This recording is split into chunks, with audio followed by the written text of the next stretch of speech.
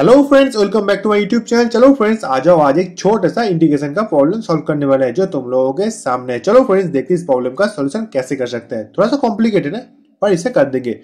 तो सबसे पहले मैं इंटीग्रेशन को एक और बार लिख लूंगा। तो integration 0 to infinity a to the power minus B x square d x equal to क्या होगा, मुझे इसका सॉल्यूशन करना है। तो सॉल्यूशन करने से पहले सबसे पहले देखो लिमिट बताया गया 0 टू इंफिनिटी, इसीलिए मैं यहाँ पे डायरेक्टली गामा फंक्शन का इस्तेमाल कर सकता हूँ।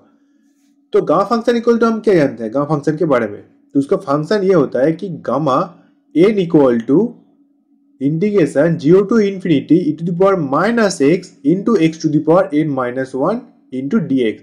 यहाँ पे देखो दोनों का लिमिट सेम है 0 टू इंफिनिटी, इसीलिए मैं यहाँ पे इस्तेमाल करने वाला हूँ। अभी पर गाइस ध्यान से देखो, यहाँ पे e to the power minus x है, पर हमारे पास जो इंटीग्रेशन बताया गया है उसका कोई e टू द पावर का कोई टर्म ही नहीं है, इसीलिए सबसे पहले e टू द पावर का एक टर्म लेके आएंगे कॉन्सेप्ट के जरिए। चलो मैं बताता हूँ कि e to the power log a equal to, हम सभी जानते हैं इसकी इक्वल टू लिख सकते हैं a। इसका मतलब ये होता है कि e to the power log का कोई टर्म दो log के जरिए तो वो टर्म ही वापस आ जाएगा। तो सबसे पहले ये कॉन्सेप्ट का इस्तेमाल करेंगे यहाँ पे। तो लिमिट तो ले लेंगे 0 टू इंफिनिटी इंटीग्रेशन के अंदर, इसके अंदर लिखेंगे e to the power log a to the power minus B x square.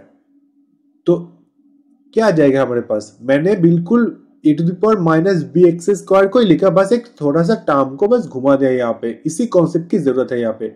देखो बिल्कुल मैंने यहाँ पे इसी कॉन्सेप्ट का यहाँ पे इस्तेमाल किया, कुछ भी चेंज नहीं किया है, जो था बिल्कुल मैंने उसी को ही लिखा है यहाँ पे। तो अब यहाँ पे मैं एक छोटा सा और कॉन्सेप्ट का इस्तेमाल करने वाला हूँ। देखो यहाँ पे इंटीग्रेशन तो आ जाएगा 0 टू इंफिनिटी के अंदर, माइनस बी एक्स स्क्वायर को मैं बाहर लिख सकता हूँ। तुम लोग कहोगे कैसे लिख लिया, जैसे कि मान लो log x to the power n है तो n log x तो हम लिख सकते हैं, बिल्कुल मैंने उसी कॉन्सेप्ट का यहाँ पे इस्तेमाल किया है यहाँ पे इंटू dx। अब मैं यहाँ पे इसका तो e टू द पावर का टर्म तो मैंने यहाँ पे ला दिया, अब बस थोड़ा थोड़ा करके चीजों को हटाता जाऊंगा। मतलब कि यहाँ पे मैं लेट पकड़ लूंगा b x square log a equal to t, जिसकी वजह से जो ऊपर का e टू द पावर का जो ऊपर का जो टर्म है थोड़ा सा छोटा टर्म में आ जाएगा। अब यहाँ पे मैं डिफरेंशिएट करूंगा, dx इक्वल टू मैं लिख सकता हूँ dt by 2x into b log a। मैं इसे लिख सकता हूं क्योंकि देखो बिल्कुल वैसा ही है। यहाँ पे देखो x वेरिएबल है तो x को तो मैं नहीं लिख सकता, इसीलिए x को मैं t के टर्म में लिखूंगा। वो कैसे मैं अभी बताता हूं। तो x को चेंज कर सकता हूं मैं, dx इक्वल टू लिखूंगा मैं dt बाय 2 इंटू x के बदले देखो root over t by root over b log a। देखो मैं ऊपर के टर्म से मैंने इसको लिखा है और यहाँ पे जो कांस्टेंट टर्म है b log है बिल्कुल वैसा रह जाएगा, कोई भी चेंज नहीं होगा। तो अब मैं यहाँ पे dx के टर्म को यहाँ पे इस्तेमाल कर सकता हूँ। तो मैं इंटीग्रेशन 0 टू इंफिनिटी ऊपर के पूरा का पूरा इस टर्म के बदले में t को मैंने पकड़ लिया तो मैं t लिखूंगा e to the power minus t, और dx के बदले में डायरेक्टली लिख सकता हूँ dt by 2 into root over t. अब यहाँ पे देखो गाइस, यहाँ पे ये देखो एक रूट एलिमिनेट हो जाएगा तो सिर्फ और सिर्फ एक ही से रूट रह जाएगा root over b log a। अब कुछ भी चेंज नहीं होगा यहाँ पे। मैं थोड़ा सा इन सारी चीजों को इरेज कर देता हूँ, मेरे पास जाएगा नहीं यहाँ पे लिखने के लिए। हाँ अब देखो, अब यहाँ पे गाइस देखो 2 और root over b log a constant term है, ठीक है, इसीलिए मैं इसे बाहर लिख लूंगा। तो बाहर लिखने के लिए मैं लिख सकता हूँ 1 by 2 root over b log a। ये तो कांस्टेंट टर्म है, बाहर आ जाएगा ये।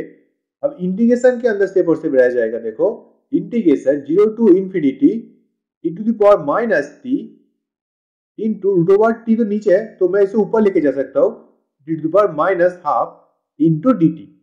अब ये देखो गाइस, इंटीग्रेशन जो हमारे पास आ चुका है वो बिल्कुल गामा फंक्शन के जरिए दिखाई दे रहा है। तो गामा एन इक्वल टू मैंने पहले भी लिखा था, यहाँ पर एक और बार लिख लेता हूँ, equal to 0 to infinity e to the power minus x to the power n minus 1 into dx। देखो बिल्कुल पूरा का पूरा सेम फॉर्म आ चुका है, सिर्फ और सिर्फ x के बदले t है और हाफ के बदले n माइनस 1 है। तो कांस्टेंट टर्म जैसा था बिल्कुल वैसा ही लिख लूंगा 1 by 2 root over b log a। कुछ भी यहाँ पे कुछ भी चेंज नहीं हुआ यहाँ पे। अब यहाँ पे मैं इंटीग्रेशन के बदले गामा को लेके आऊंगा और n के बदले लिख सकता हूँ देखो -12 प्लस 1। तुम लोग कहोगे कि मैंने कैसे लिख लिया, देखो n -1 के बदले देखो -12 आता है, तो बिल्कुल n इक्वल टू -12 प्लस 1। अगर इसे कैलकुलेट करोगे तो ऊपर की हिस्से में देखो गामा हाफ आ जाएगा, नीचे देखो आ जाएगा 2 into root over B log A. अब गामा हाफ इक्वल टू हम सभी जानते हैं रूट ओवर पाई आता है, वो एक कांस्टेंट टर्म है, और नीचे का जो कांस्टेंट टर्म बिल्कुल वैसा का वैसा ही, कुछ भी चेंज नहीं होगा। तो फ्रेंड्स ये रहा तुम लोगों का प्रॉब्लम का सॉल्यूशन। तो मैंने सॉल्यूशन करके दिखा दिया कि integration 0 to infinity e to the power minus B x square का X square into D x equal, इसका सॉल्यूशन आता है root over pi into pi by 2 into root over B log A. तो friends ये रहा तुम लोगों का प्रॉब्लम का सॉल्यूशन। अगर अच्छा लगा तो वीडियो को लाइक करना, चैनल को सब्सक्राइब करना मत भूलना। Have a good day.